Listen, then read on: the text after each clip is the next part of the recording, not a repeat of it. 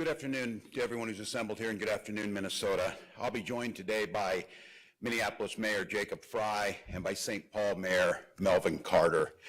We're going to take a little bit of time to try and describe what the intentions are for this week as the trial of Derek Chauvin is now in the hands of the jury, and as importantly, talk a little bit about what are the next steps in that.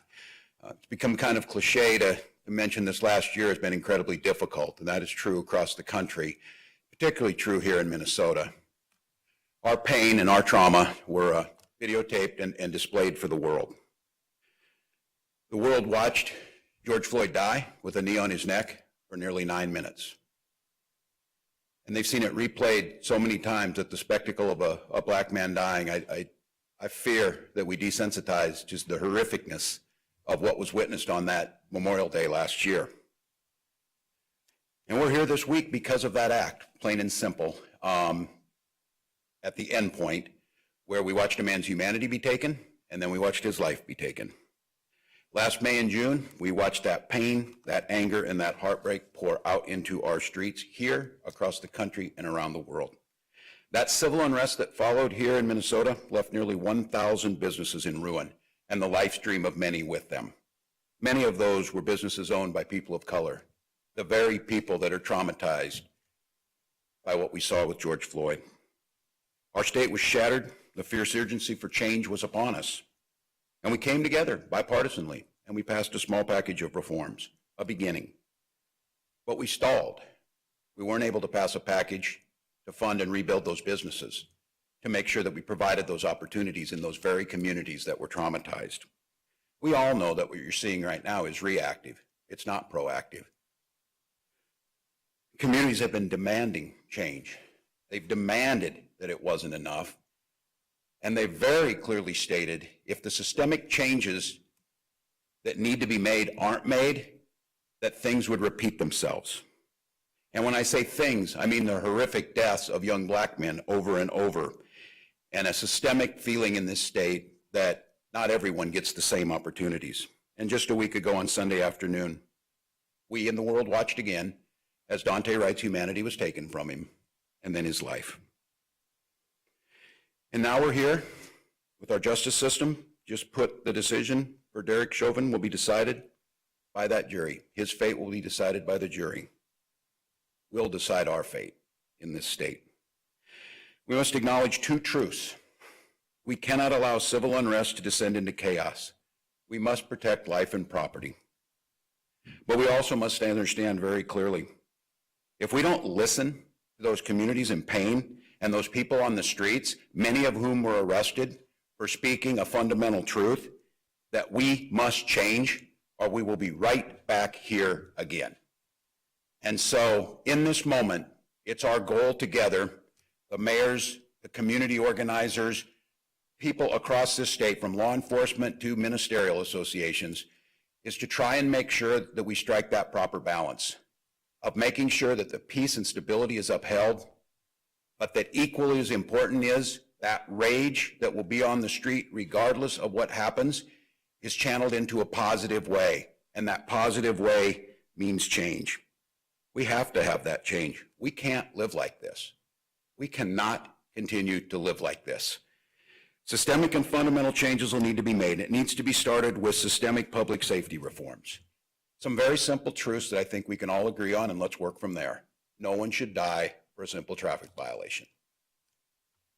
There's enough smart people out there and enough agreement around that we should be able to find some answers. Because to be very clear, if we don't find that answer, we're going to be right back in this situation, and I'm going to continue to say it. We cannot continue. We cannot live this way. Communities need to be heard. They're frustrated, not just out on the streets and say, why are you doing that? Because they're not being heard. They're demanding that these changes be made. They told us last year, change cash bail, change how you do traffic stops. It didn't happen, and look what we got. I was speaking to a woman today, a black mother, and I was explaining how frustrating it is in our political system to try and find consensus to get stuff done. And she said, wait a minute. She said, you're frustrated? She said, you're the governor of the damn state. Think how frustrated I am. What power do I have to change this? Her point was, listen, and make the changes. Don't find a reason you need to go home. Don't find a reason to adjourn, and don't say it's hard. Hard is Katie Wright having to stand in front of the press and the shame that all of us should feel to watch her talk about why her son died. She doesn't need our pity. She doesn't need our sympathies. She doesn't need us talking to her. She needs us to do actions. And I say us, me and everyone else are a part of it. But let's be very clear. George and Dante and Philando and Jamal, we can go through anything in Minnesota. The names, say their names. I hear that in front of my house as I should. Say their names. They need to know that I better go to bed thinking about say their names of who died. What's unfortunate is it wasn't on 38th in Chicago or out in Brooklyn Center where their destinies and fate were put into play. Their destinies and fate were put into play before they were even born. Health disparities are apparent prenatal. Almost catastrophically, the number of women who die in childbirth or from it is simply unacceptable. Their fate was set when they get expelled from schools for disciplinary actions at a rate much higher than their white classmates. Educational attainment levels, home ownership disparities, economic disparities. It's simply a miracle that more don't end up there because of the system that's set that way. And we expect our police department to fix all of that. We expect that when it gets to there, they're going to make those corrections that go all the way back to pre-birth. So yes, we need to make systemic changes to take away the immediate danger, but we also need to have this recognition that if we can figure out a way to fund to get ready for this so that we don't burn down our buildings, then we can find the money to fund summer school and meals for these kids and do the things that are necessary. We can't keep making this a false choice. And we can't keep expecting that through more training and things like that, we're going to fix it all. We can remove a lot of the threats, but these will continue to manifest themselves unless we tackle that piece of it. The things that we need to do on systemic racism, I said, we're a proud state, but we're a state that needs to come to grips with our own history. We're a state that needs to have that conversation. We're a nation that needs to have that conversation. I pledge to do all I can. I think about that I'm hearing people say how stressed they are this week. Again, I had a mother say, that's how I feel every time my son gets in the car to drive to soccer practice, every single day. And the rest of us are waiting, tension, what's going to happen? Where is this going to come back? That's how people live their lives. We can't live that way. We can't allow our neighbors to live that way. Or young black youth. They apparently all know about it. There's a Siri app that the minute you're pulled over, you hey Siri, so it notifies your parents where you're at and starts recording right away. My kids don't have to do that. They don't have to think about that. What a diminishment of life if that's the first thing that's on your mind. You might have actually been 5 miles over the speed limit. Well, that's not the end of the world. We have to enforce our laws, but we have to have a sense of reasonableness here. And those are the things that are out there. So I pledge to do what we can do. And I want to say, I hear those concerns who fear for their businesses and their homes. We need to provide the security, and we're prepared to do so. But I also, at the same hand, want to hear, I hear those decrying their inability to protest and what they believe is heavy and too much that's out there. We need to strike that balance. I'll be the first to tell you, this is not the way to live. We need to fix those other things so we don't have to end up with National Guard on our streets. But I cannot allow those businesses to burn. I cannot allow people's livelihood or their safety put at play, but I will recognize what they're saying. You will continue to have to do that if you don't listen to what's being said and the changes that need to be made. And I'd like to take a moment and express this concern around our press concerns. I just want to say this. We don't need apologies when it becomes closing down press. It's easy here to give press access. And I want people to understand this is such a fundamental concern that it actually shakes at the heart of our democracy. We have seen press and press freedoms around the world under threat. We've seen journalists attacked and killed. We've seen those that diminish and say things like fake news and try and diminish.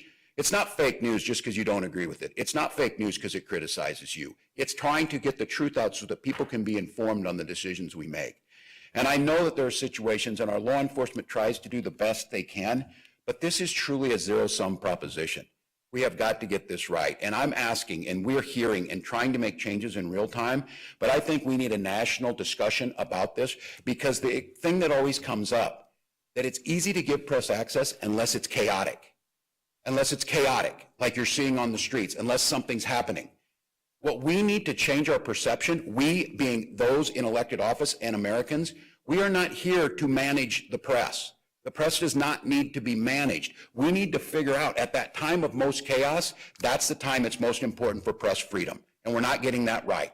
And we're not getting it right out of malice. We're not getting it right because we don't believe this or our law enforcement doesn't believe it. We are apparently not using the tools necessary to make sure that that full freedom of movement so the story's told. And that's the story of how the police are responding. It's the story of how protesters are responding. It's the story that someone else can tell, not the story we want to tell or they want to tell. It's the story that's out there. So again, we have more work to do there. We will do the best in Minnesota to try and set the standard around that. We have failed this week. It's especially egregious to me when I hear stories of a black reporter having to be verified by a white reporter before someone will believe them, or an Asian journalist being asked if she speaks English. It's unacceptable. It's unacceptable both in the time we're at. I know our law enforcement works as well as they can and tries to do this. We have to change the culture on how we view this. We have to make sure that it doesn't matter if you're the small town, one sheriff town, or you're a large police force or the state patrol or so forth. We all have to agree. And I know that's the core values, but we have to have results. So my commitment and ask of all of you is this is our moment, Minnesota, to draw around our common humanity. The jury will decide that fate. I don't know what will come back. But what I do know is that we're going to be shaped by the response, both in the coming days and in the months and years to come. So that commitment to protect your right to protest, we'll continue to do it and do even better. We will protect your life and property, and we will do so within the limits of the law. And we'll work to make sure, as we said, that these changes that have to happen will happen. With that, I'd like to introduce Mayor of Minneapolis, Jacob Frey.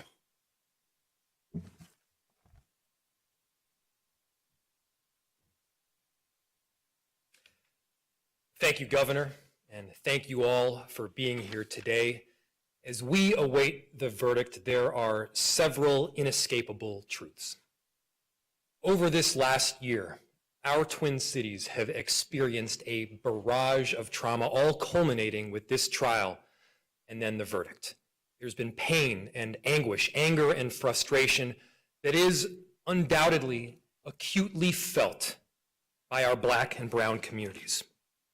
Regardless of the outcome of this trial, regardless of the decision made by the jury, there is one true reality, which is that George Floyd was killed at the hands of police.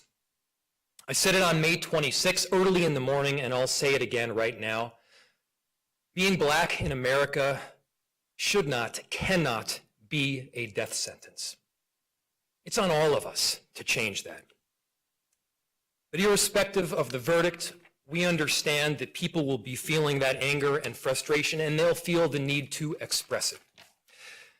As we've seen over this past week in Brooklyn Center, following the tragic and horrible killing of Daunte Wright, as we've heard and listened to Katie Wright, Daunte's mother, what has become increasingly clear is that the foundation of anti-Blackness and deep structural racism within our society is palpable here in Minneapolis and throughout our entire nation, and coming together as a community right now is more important than ever.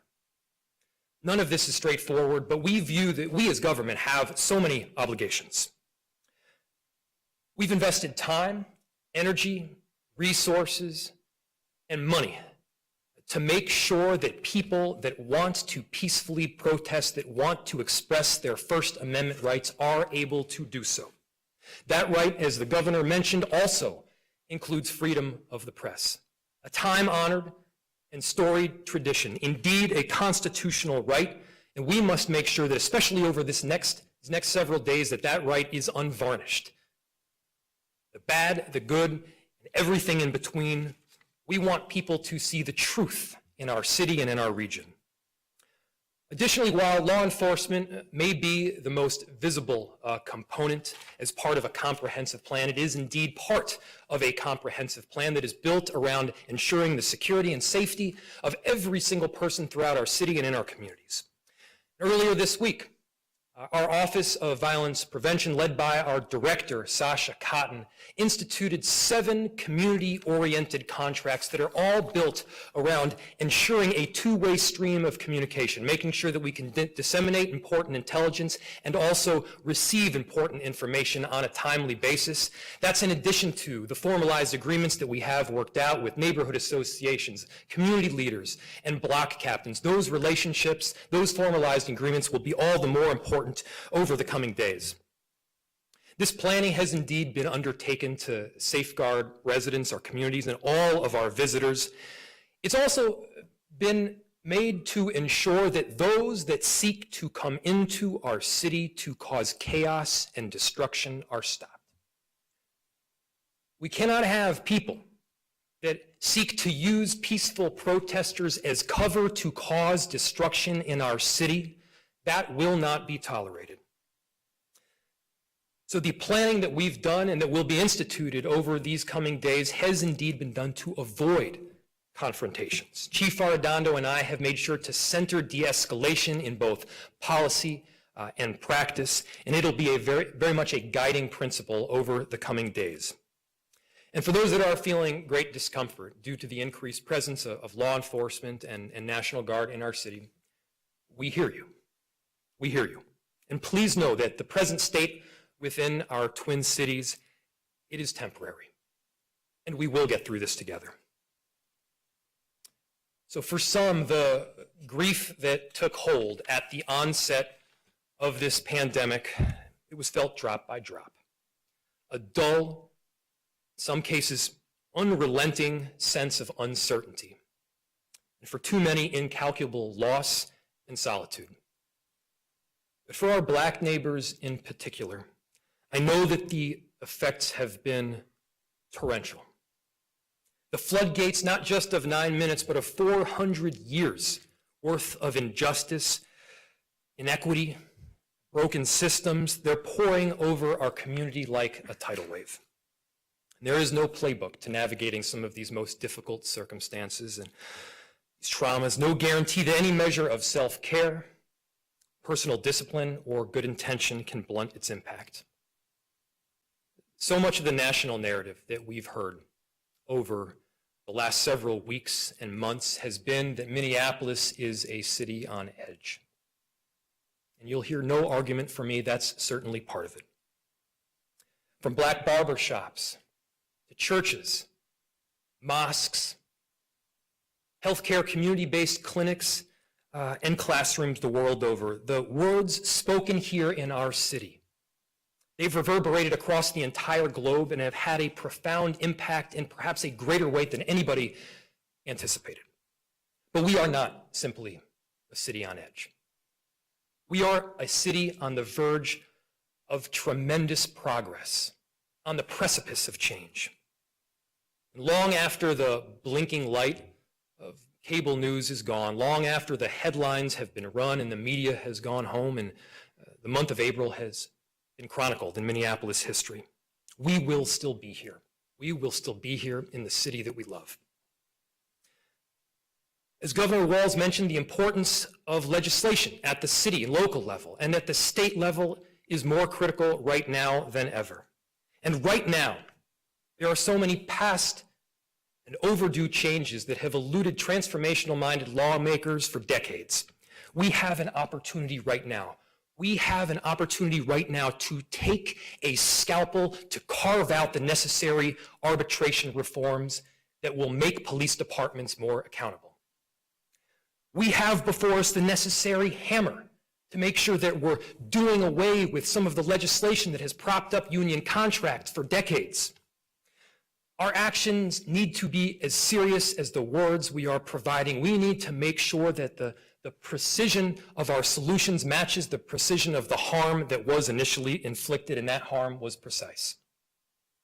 I met earlier today with some of the heads of the NAACP. They are clear-eyed and clear-minded with respect to the changes that we need to see ahead, both in Minneapolis and throughout the United States.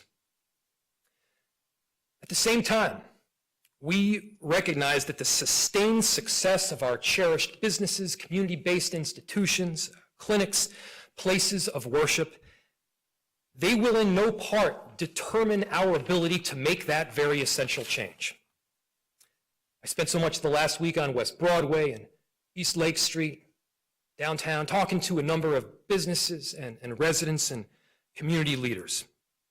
A constant refrain from community was that we cannot see our livelihoods in the Twin Cities torn down. All that, as the governor mentioned, we've tried to bolster up over this last year, all that we've done and all of the work that our neighbors and local businesses have done and poured in their sweat and blood and tears to make sure that they have a successful and community-oriented business or organization, that must be retained. So we ask, not for acquiescence or assent, but for peace. And peace, let me be clear, it does not mean that we're forgetting why we're here right now. The kind of peace that we seek here in the coming days, it must propel us forward to a better version of our city, to a better version of ourselves. White supremacy is no longer some abstract construct in our city or in Minnesota.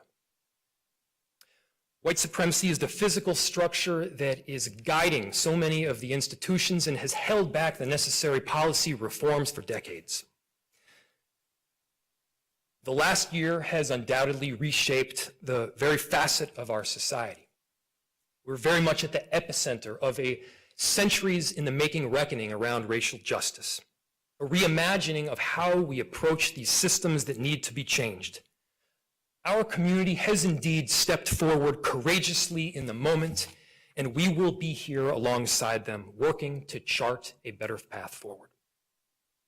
Thank you. And with that, I'll introduce the Mayor of St. Paul, Mayor Melvin Carter.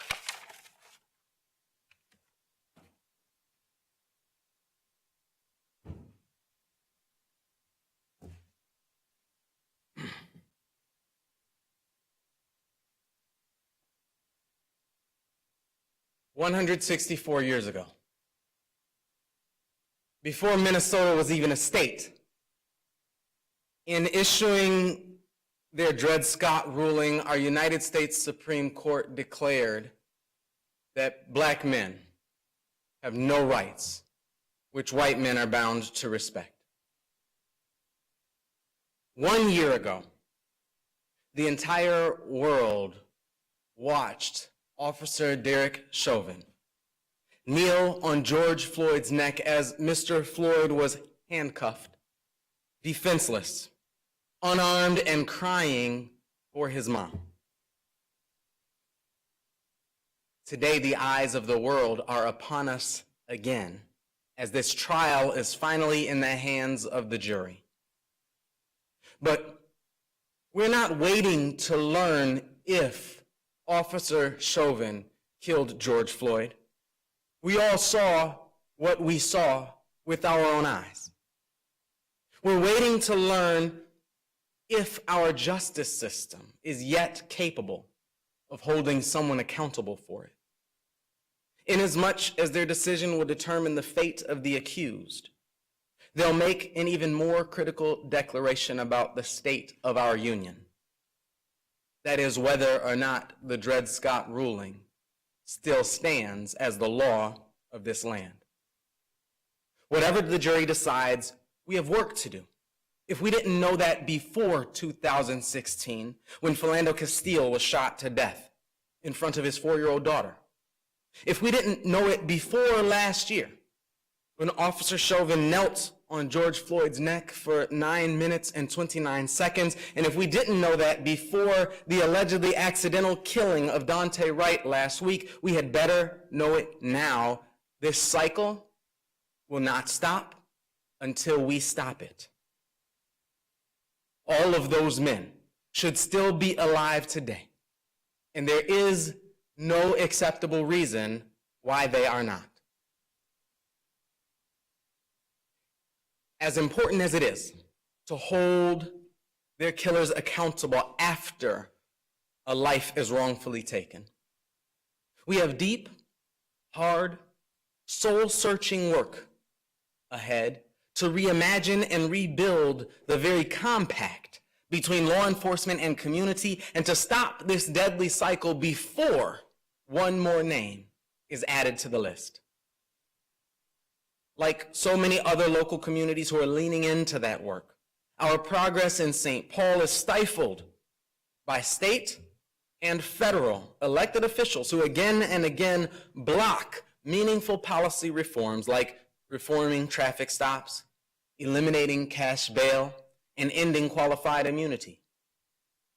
And we are frustrated by what sometimes seems like an endless flow of emergency response resources into our neighborhoods after something terrible has happened, while there's never enough to fund the proactive investments we need to help our youth, families, and workers find stability and prevent something terrible from happening in the first place. Over the past year, and certainly over the past several days, I've spent a significant amount of time in physical and virtual spaces for protest and healing alongside community members struggling with the mix of emotions from sadness and grief to confusion to extreme anger triggered by these compound crises. These emotions prove that we are human, and the safe spaces our community members are creating to process them together are critical for our healing and safety. Whatever the jury decides, we know that in this age of insurrection and extremism, that we must be ready for the possibility of those who would exploit this moment and drown out the powerful voices of constructive protest across our nation with violence and destruction. Last spring, on top of the trauma of George Floyd's killing, we endured the widespread devastation of the very neighborhoods he loved.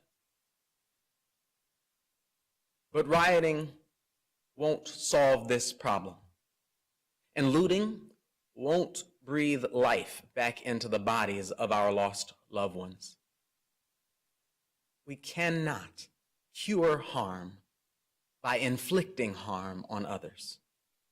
Protesting violence through violent means only perpetuates those same cycles we are resolved to stop. And history always remembers poorly those who seek to assert their own humanity by dehumanizing others.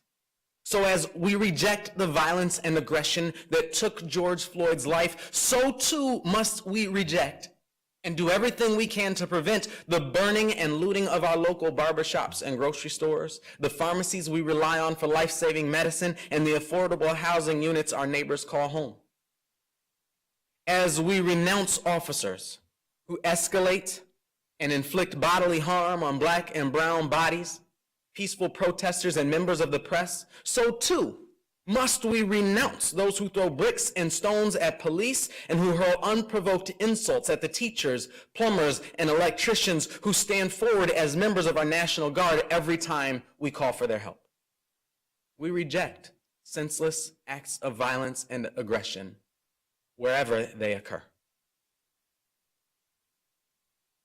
Whatever the jury decides, I will call for us to forge a peaceful and forceful path forward. I'm not calling for quiet, and I'm not asking anyone to stay calm. I'm hoping for neither resigned acquiescence, acceptance of a system that repeatedly steals the lives of our Black and brown sisters and brothers, nor even patient acceptance of better than nothing incrementalism.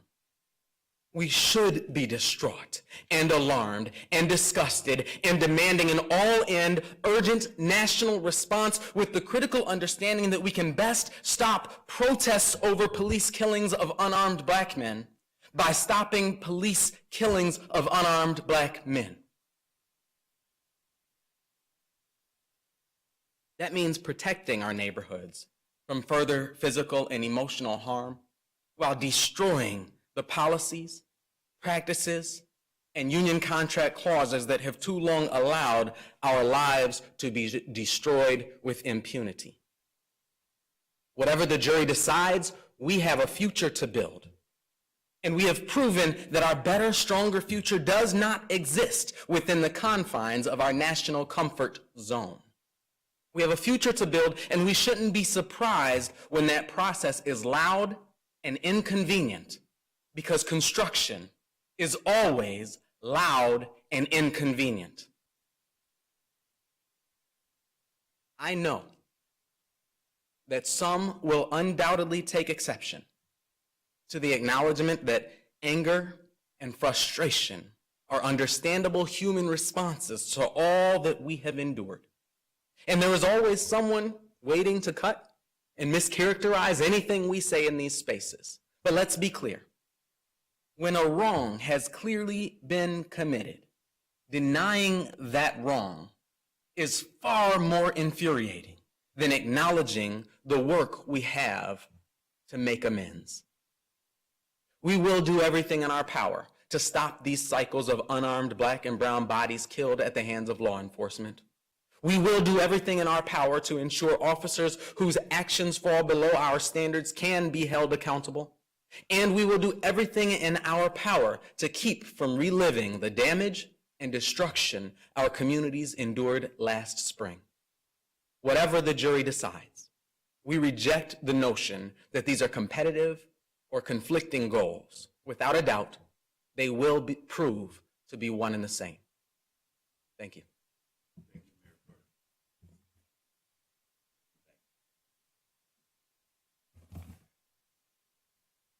We'll be glad to take any questions. Governor, for the two mayors as well, are any of the three of you going to call a curfew preemptively this week? At this time, there's no statewide or region-wide, but what we do is, and I think we assess multiple times a day. That's why our public safety folks are not here with us, and they briefed this afternoon to talk to that. Mayors, I don't know if you want to talk about next.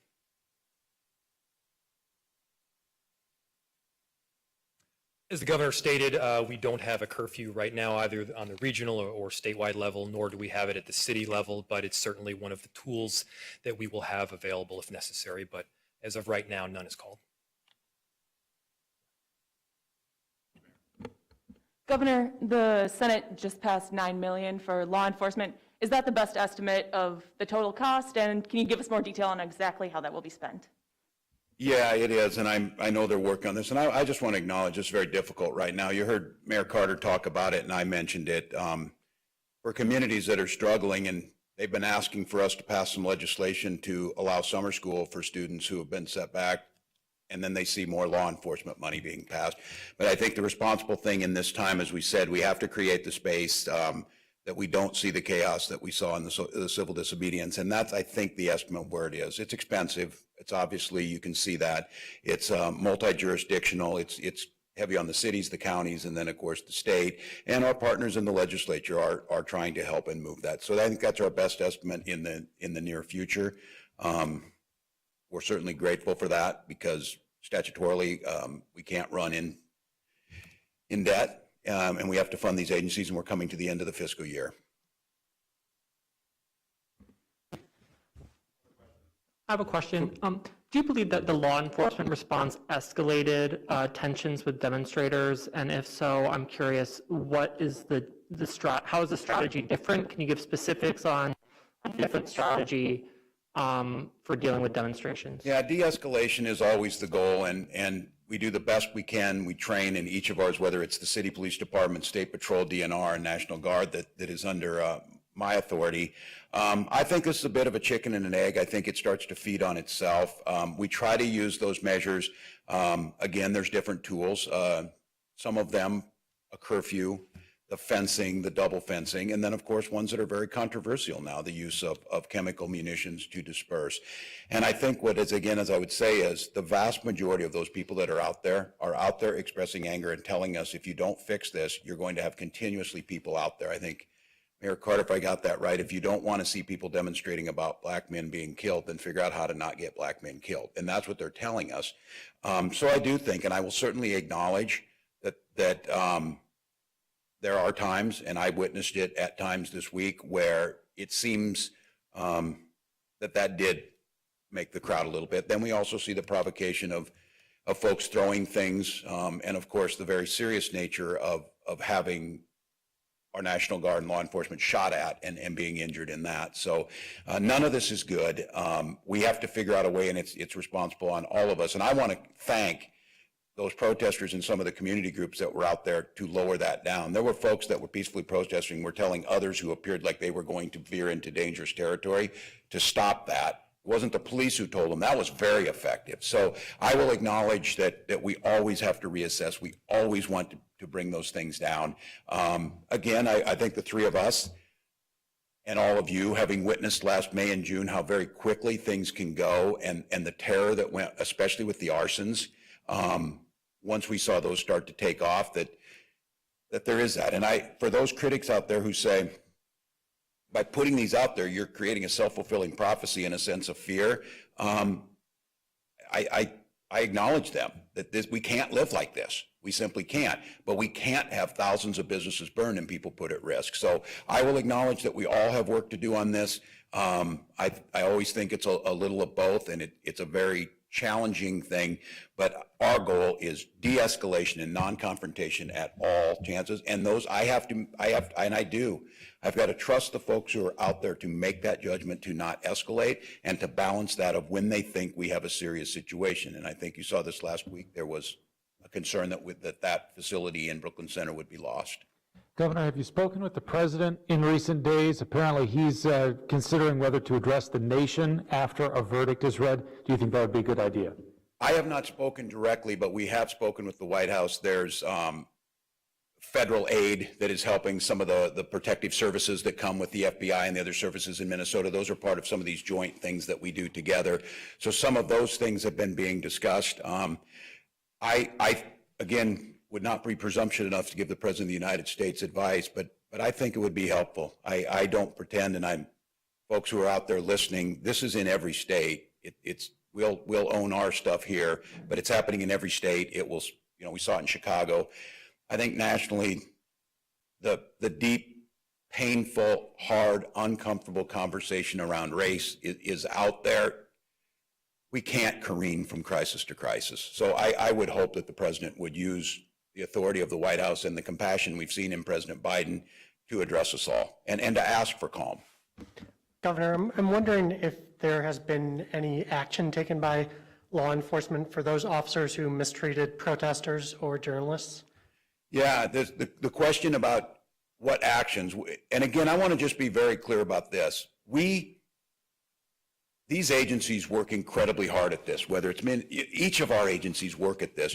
But I think the thing that's so frustrating to journalists is it doesn't appear that anybody claims who did it or their specifics around it. And this is a conversation that I had, and we did this after May and June.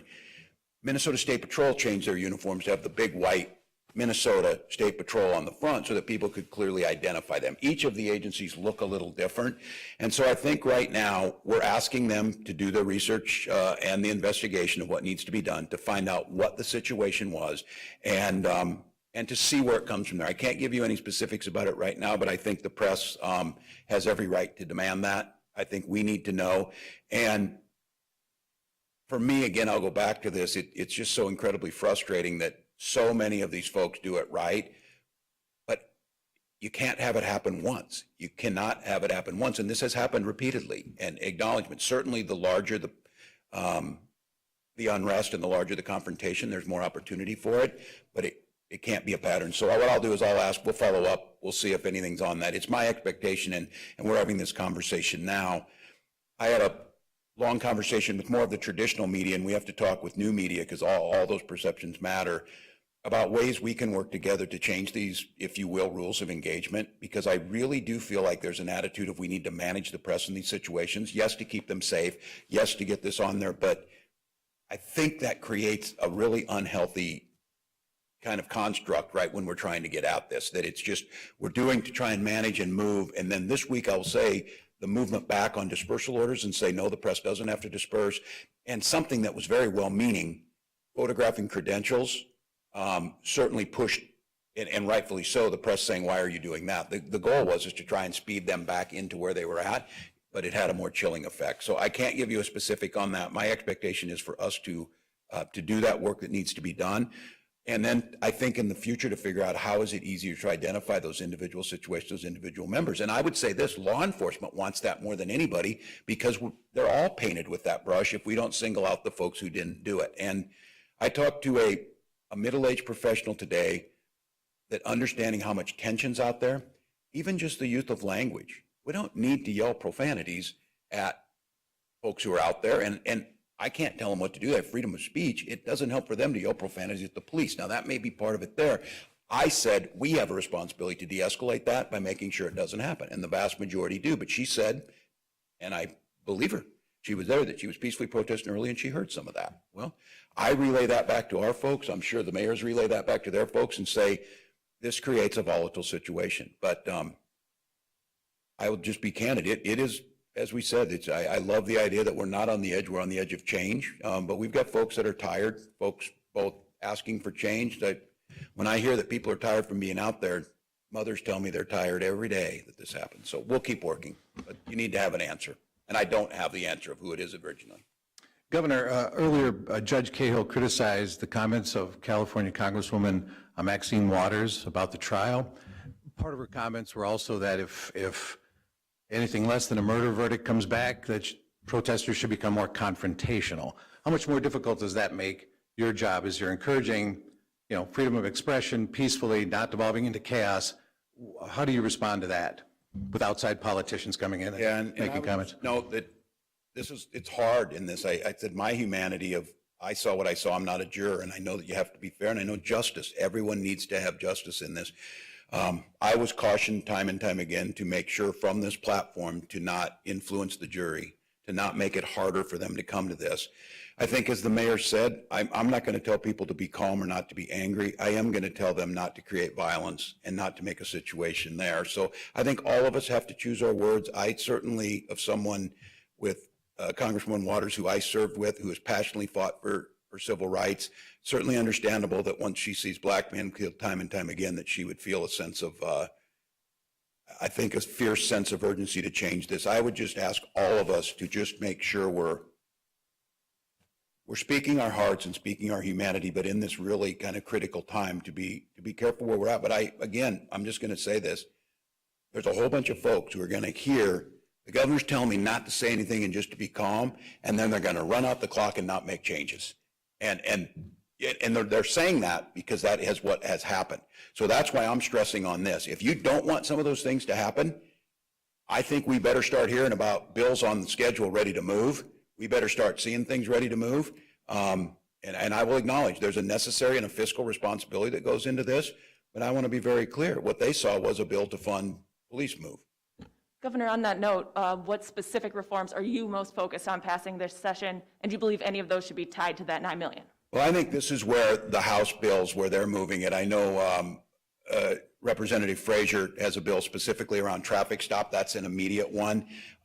There is a list of things they have in there. And what I said, if they can move things, if they can move the entire package, their omnibus bill, I'm supportive of it. And now they need to get down and do the work where there's differences to get together and pass them. But I have told them, and I told Representative Frazier and the authors of these bills, that I will sign them immediately if they can get them through. I think the biggest thing is what I've focused on is this preemptive traffic stop type of situation, getting the mental health support that we need, and both to that. I have mothers who've lost their children in these shootings. We don't provide anything, and in many cases, it's very difficult for them to get health insurance, let alone mental health care, and we leave them out there. And one mother said, I had no money, I couldn't bury my son, and I had no help for it. We need to think about the implications this has in our community, and then I think we need to figure it out. It's not an either-or proposition that we can have unified teams that help when we have mental health situations with our police department side by side. And I know these mayors are talking about that and working on that. So I just think we see that. I'm seeing the business community coming out forcefully and ask us to make these changes. And then I will just go back to where I was before. Let's start fixing those systemic differences. Let's move a very comprehensive package that's led by the community around education. Let's make sure some of these things we've been talking about on healthcare access and those disparities, we start to have a real conversation about closing them. But just, So we can go follow up. I just wanted to clarify the second piece. Do you think any of that should be tied to the $9 million? Pardon me? Should any of that be tied to the $9 million that the Senate just passed and the House will be considering? Well, I'm not going to tell the legislature, I do tell the legislature how to do their work, but I shouldn't tell the legislature how to do their work. I think it would be easier for folks who are hurting to do that. I'm grateful for the money, and I'm not going to criticize because of the fiscal responsibility. I have to pay the salaries of the folks who are out there, or otherwise we have to lay them off. So there's a real operational necessity, but the optics of this, I understand that. And so if we could just move one piece of reform with this, and then next week get another one, and then keep going. So I'm not going to tell them how to do it. I don't want to jeopardize what they're able to do, but I am going to recognize the difficulty of some members to vote for this is pretty hard. Last question. Thanks, folks. Thank you, mayors. Yeah, well.